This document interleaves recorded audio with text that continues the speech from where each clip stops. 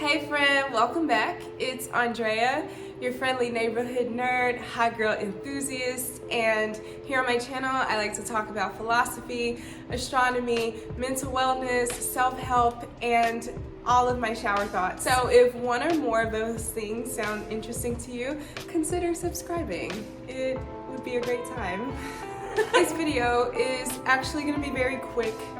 I just need to speak on something that's been weighing heavily on me for about a week or so. I am going to talk about the art of letting go. And when I say letting go, I mean really moving forward. Not when you lie to yourself and lie to everyone around you that you are over something when you still obsessively think about it.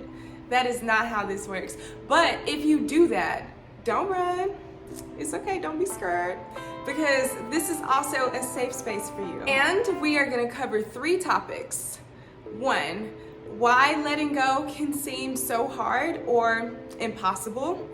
2, signs that it may be time for you to let something go. And number 3, ways to practice healthy detachment. So first, let's talk about why moving on is so hard. So in life, we encounter things.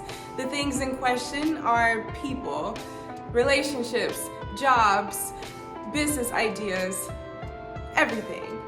And oftentimes we have expectations for how we want these things to play out in our lives. And so for whatever reason, something happened and things don't go as planned.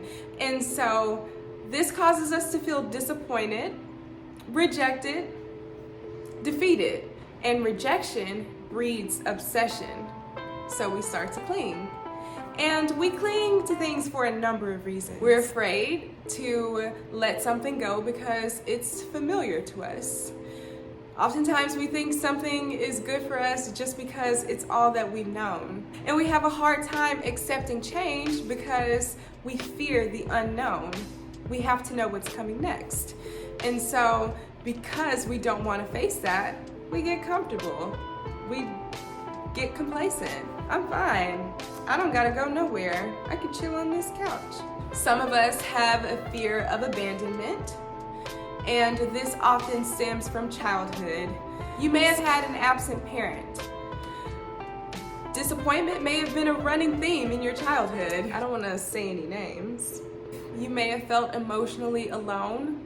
You may fear rejection. Whatever the case may be, you are too afraid to be alone with yourself and to confront your thoughts and feelings, your demons. We also struggle with letting things go because we get so caught up in its potential. Sometimes we create these illusions in our minds and they cloud our judgment, and it keeps us from seeing things for what they really are. And so we cling to the idea of what we hope something or someone could be versus what's literally being presented right in our faces. And if we're not careful, these factors can actually cause major issues in our lives. They start to become huge parts of our identity.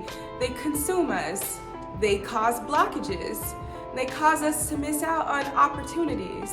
Sometimes things that could actually be really good for us. And it's all because we're so caught up in the past. With that being said, it's important to recognize the signs that it's probably time to let something go from your life. So first, it is causing you distress or pain, whether that pain be physical, mental, emotional, sexual, financial. These are key indicators that whatever it is that you're holding on to is not serving you for your highest good, and it needs to be removed from your life like yesterday. Anything that's meant for you will not break you, period. Another sign is feeling stifled or held back. You are in a constant state of stagnancy, feeling like you can't move forward in life, like you just down on your luck all the time. It's most likely due to something that you refuse to let go of. Whether this be a person holding you back or even a negative perception that you have about yourself.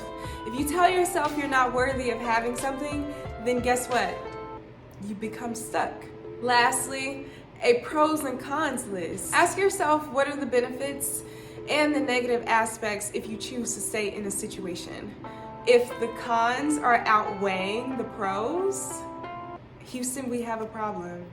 And I think you know what to do. So now that I've told you why we tend to hold on to things and signs that it's probably time to release them, now I'm going to give you some ways to practice healthy detachment. First, determine what you can and cannot change. We cannot control what happens to us. We cannot control what people say or do to us, but we can control our response to that. So when it all boils down, there's really no point in wasting time or energy into something that's outside of our control. If it comes, let it. If it goes, let it. Next, as hard as it may seem, we simply have to accept things for what they are. We cannot waste too much time focusing on what could have, should have, or would have been, because that's not the reality of it. The reality is that it didn't happen.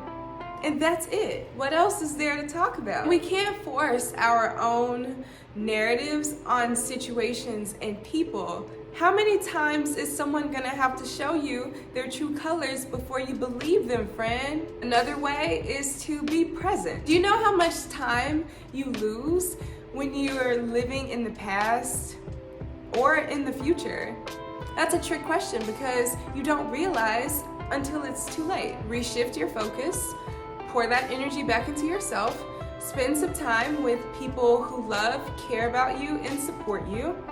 And do things that you enjoy. Live for you, right now. Today is the only thing that's guaranteed. Lastly, and most importantly, be kind to yourself. You can't rewrite the past. You can't take back anything that you've said or done, no matter how badly we want to. But you do have the ability to take back your power and to create a better future for yourself. I just want you to know that you are very much deserving of happiness, love, peace, abundance. But first, give that love to yourself and watch how everything else comes into fruition. I believe in you. So, I hope that you like this message. I hope that it resonated with you in some way and that you learned something from it and that you implement these practices into your daily life, because we are all about self-improvement in this house, okay? We are glowing, we are growing, and we are thriving. I believe that life should be a constant pursuit of happiness. And so I want us to do that together. So if you like this video, show me better than you can tell me by clicking the like button and subscribing. And I will see you in my next video. Bye, y'all. Peace up. A-Town down.